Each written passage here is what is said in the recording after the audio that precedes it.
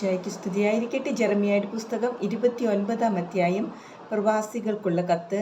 നബൂഖദ്നേസർ ജെറുസലേമിൽ നിന്ന് ബാബിലോണിലേക്ക് അടിമകളായി കൊണ്ടുപോയ ശ്രേഷ്ഠന്മാർക്കും പുരോഹിതന്മാർക്കും പ്രവാചകന്മാർക്കും ജനത്തിനും ജെറമ്യ പ്രവാചകൻ ജെറുസലേമിൽ നിന്ന് അയച്ച കത്തിൻ്റെ പകർപ്പ്.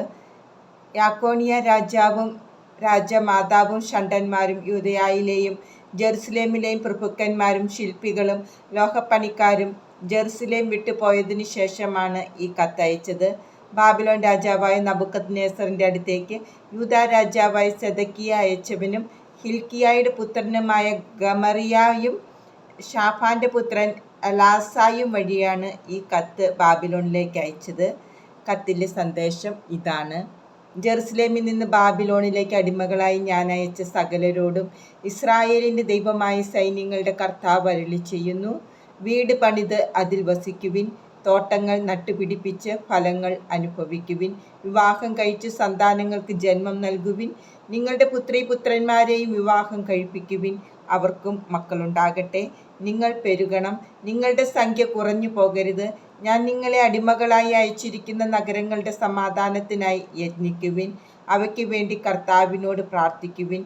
നിങ്ങളുടെ ക്ഷേമം അവയുടെ ക്ഷേമത്തെ ആശ്രയിച്ചാണിരിക്കുന്നത്. ഇസ്രായേലിൻ്റെ ദൈവമായി സൈന്യങ്ങളുടെ കർത്താവ് അരുളി ചെയ്യുന്നു: നിങ്ങളുടെ ഇടയിലുള്ള പ്രവാചകന്മാരും പ്രശ്നക്കാരും നിങ്ങളെ വഞ്ചിക്കാതിരിക്കട്ടെ. അവരുടെ സ്വപ്നങ്ങളെ വിശ്വസിക്കരുത്. അവർ എൻ്റെ നാമത്തിൽ നിങ്ങളോട് പ്രവചിക്കുന്നത് വ്യാജമാണ്. ഞാൻ അവരെ അയച്ചിട്ടില്ല.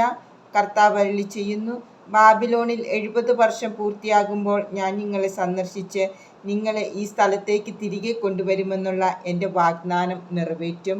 കർത്താവ് അരുളി ചെയ്യുന്നു: നിങ്ങളെക്കുറിച്ചുള്ള പദ്ധതി എൻ്റെ മനസ്സിലുണ്ട്. നിങ്ങളുടെ നാശത്തിനല്ല, ക്ഷേമത്തിനുള്ള പദ്ധതിയാണ്. നിങ്ങൾക്ക് ശുഭമായ ഭാവിയും പ്രത്യാശയും നൽകുന്ന പദ്ധതി. അപ്പോൾ നിങ്ങൾ എന്നെ വിളിച്ചപേക്ഷിക്കും, എൻ്റെ അടുക്കൽ വന്ന് പ്രാർത്ഥിക്കും. ഞാൻ നിങ്ങളുടെ പ്രാർത്ഥന ശ്രവിക്കും. നിങ്ങൾ എന്നെ അന്വേഷിക്കും, പൂർണ്ണ ഹൃദയത്തോടെ അന്വേഷിക്കുമ്പോൾ എന്നെ കണ്ടെത്തും. നിങ്ങൾ എന്നെ കണ്ടെത്താൻ ഞാൻ ഇടയാക്കുമെന്ന് കർത്താവ് അരുളി ചെയ്യുന്നു. ഞാൻ നിങ്ങളുടെ ഐശ്വര്യം പുനഃസ്ഥാപിക്കും. നിങ്ങളെ ചിതറിച്ചിരിക്കുന്ന എല്ലാ സ്ഥലങ്ങളിലും ദേശങ്ങളിലും നിന്ന് ഞാൻ നിങ്ങളെ ഒരുമിച്ച് കൂട്ടും. എവിടെ നിന്ന് ഞാൻ നിങ്ങളെ അടിമത്തത്തിലേക്ക് അയച്ചോ ആ സ്ഥലത്തേക്ക് തന്നെ നിങ്ങളെ കൊണ്ടുവരും. കർത്താവ് അരുളി ചെയ്യുന്നു. കർത്താവ് നമുക്ക് ബാബിലോണിൽ പ്രവാചകന്മാരെ തന്നിരിക്കുന്നു എന്ന് നിങ്ങൾ പറയുന്നുവല്ലേ?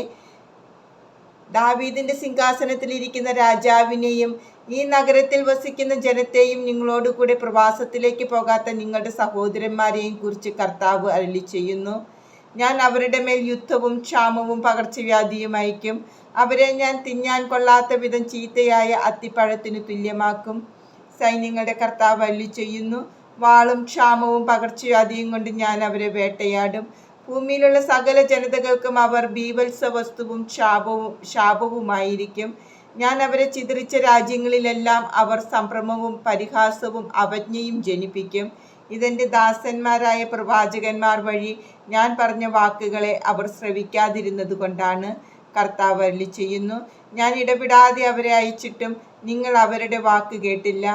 അതിനാൽ ജെറുസലേമിൽ നിന്ന് ബാബിലോണിലേക്ക് പ്രവാസികളായി ഞാൻ അയച്ചിരിക്കുന്ന നിങ്ങൾ എല്ലാവരും കർത്താവിൻ്റെ വചനം കേൾക്കുവിൻ. ഇസ്രായേലിൻ്റെ ദൈവമായ സൈന്യങ്ങളുടെ കർത്താവ് അരുളി ചെയ്യുന്നു: കോലായായുടെ പുത്രൻ ആഹാബും മാസയായുടെ പുത്രൻ സെദക്കിയായും എൻ്റെ നാമത്തിൽ വ്യാജം പ്രവചിക്കുന്നു. ഇതാ, അവരെ ഞാൻ ബാബിലോണിൻ്റെ രാജാവായ നെബൂഖദ്നേസറിൻ്റെ കയ്യിൽ ഏൽപ്പിക്കും. നിങ്ങളുടെ കൺമുമ്പിൽ വെച്ച് അവൻ അവരെ വധിക്കും. അവരുടെ അന്ത്യത്തെ ആസ്പദമാക്കി ബാബിലോണിലുള്ള യൂദാ പ്രവാസികൾ ഈ ശാപവാക്യം ഉപയോഗിക്കും: സെദക്കിയായെയും ആഹാബിനെയും ബാബിലോൺ രാജാവ് തീയിൽ ചുട്ടതുപോലെ കർത്താവ് നിന്നോടും ചെയ്യട്ടെ. അവർ അയൽക്കാരുടെ ഭാര്യമാരുമായി വ്യഭിചാരത്തിൽ ഏർപ്പെടുകയും ഞാൻ കൽപ്പിക്കാതെ എൻ്റെ നാമത്തിൽ വ്യാജം പ്രവചിക്കുകയും ചെയ്ത് ഇസ്രായേലിൽ തിന്മ പ്രവർത്തിച്ചതിൻ്റെ ഫലമാണിത്. ഞാൻ അതറിയുന്നു. ഞാൻ തന്നെ അതിന് സാക്ഷിയാണ്. കർത്താവ് അരുളി ചെയ്യുന്നു. ശെമയായുടെ പ്രതികരണം. നെഹലാമ്യനായ ശെമയായോട് നീ പറയണം: ഇസ്രായേലിൻ്റെ ദൈവമായ സൈന്യങ്ങളുടെ കർത്താവ് അരുളി ചെയ്യുന്നു: നീ ജെറുസലേമിലുള്ള ജനത്തിനും പുരോഹിതനായ മാസയായുടെ പുത്രൻ സെഫാനിയായ്ക്കും എല്ലാ പുരോഹിതന്മാർക്കും നിന്റെ നാമത്തിൽ കത്തുകൾ അയച്ചു. കർത്താവ് യഹോദയായ്ക്ക് പകരം നിന്നെ പുരോഹിതനാക്കിയത് നീ ദേവാലയത്തിൽ ആയിരിക്കുന്നതിനും പ്രവാചക വേഷം കെട്ടുന്ന ഭ്രാന്തന്മാരെ വിലങ്ങുവച്ച് തടവിലാക്കുന്നതിനും വേണ്ടിയാണ്. എന്നിട്ടും നിങ്ങളുടെ മുമ്പിൽ പ്രവാചകനെന്ന് നടിക്കുന്ന അനാഥോത്തുകാരനായ ജെറമിയായെ ശാസിക്കാത്തതെന്ത്? അതുകൊണ്ടല്ലേ അവൻ ബാബിലോണിലേക്ക് ആളയച്ച് ഈ വിപ്രവാസം ദീർഘിക്കും, വീട് പണിത് വസിക്കുവിൻ, തോട്ടങ്ങൾ നട്ടുപിടിപ്പിച്ച് ഫലമനുഭവിക്കുവിൻ എന്ന് പറഞ്ഞത്. പുരോഹിതനായ സെഫാനിയ ജെറമിയ പ്രവാചകൻ കേൾക്കെ ഈ കത്ത് വായിച്ചു. അപ്പോൾ ജെറമിയായ്ക്ക് കർത്താവിൻ്റെ അരുളപ്പാടുണ്ടായി. നീ ആളയച്ച എല്ലാ പ്രവാസികളോടും പറയുക, നെഹലാമ്യനായ ശമായയെക്കുറിച്ച് കർത്താവ് അരുളിച്ചെയ്യുന്നു. ഞാൻ അയക്കാഞ്ഞിട്ടും അവൻ നിങ്ങളോട് പ്രവചിക്കുകയും നിങ്ങൾ ആ നുണയനിൽ വിശ്വസിക്കാൻ ഇടയാക്കുകയും ചെയ്തു. അതുകൊണ്ട് കർത്താവ് അരുളിച്ചെയ്യുന്നു, ഞാൻ നെഹലാമ്യനായ ശമയായെയും അവൻ്റെ സന്തതികളെയും ശിക്ഷിക്കും. എൻ്റെ ജനത്തിന് ഞാൻ നൽകുന്ന നന്മ കാണാൻ അവരിൽ ആരും അവശേഷിക്കുകയില്ല.